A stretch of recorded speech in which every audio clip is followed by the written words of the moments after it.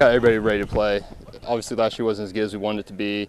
This year, we're going to be a lot. I think we're going to be a lot better. Going 5-5, that left a really bad taste in our mouths, and we really don't want to do that again. There is a trophy case full of reasons why Illini West typically doesn't tout its moral victories. But last fall, the Chargers did indeed craft one, pulling themselves out of the worst program tailspin in 15 years to salvage a playoff berth. That may not seem like a win by Illini West's lofty title standards, but it might also serve as a reminder that the glory days are not so far gone. Well, last year, was a difficult start for us. We had some flux there at the beginning of the year with some things changing, and I thought our guys rallied nicely after about week 3 or 4. We kind of found out the things that we did, well, and we really played pretty well the last half of the season. I think that was kind of a springboard for us. I definitely think we're back to business as usual. I feel like we've set down a solid foundation for what's to come this season, and I guess we've prepared quite a bit for it. Translation, Western Illinois' one-year Charger reprieve may very well be over. Granted, there are just 7 returning starters back in the mix, but IW has an imposing defensive nucleus on which to build, one particularly strong up the middle.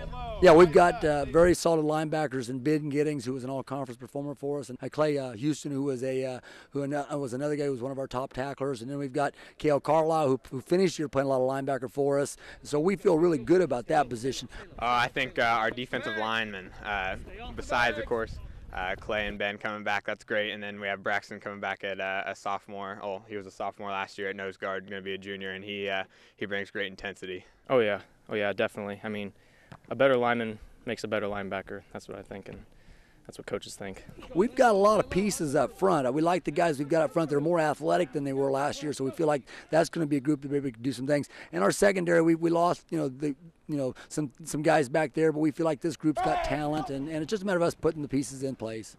Well, the Charger offense will feature 8 new full-time starters. This is a team with weapons in weight.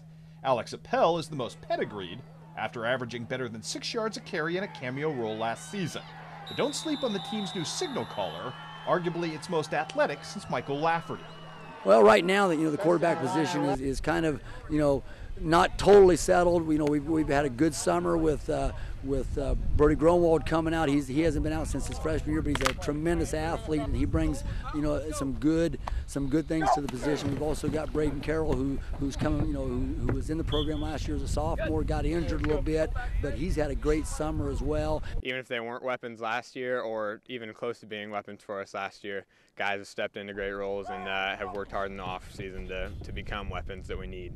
We do have a pretty good array of weapons. We feel like we've got some guys who can do some things, and we really feel good about that. We feel really good about what our guys have done up front. It reminds me a lot of the 2010 team when we won state.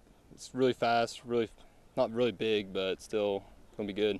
I think we've got enough speed and enough size to where we're going to be able to do some pretty darn good things offensively.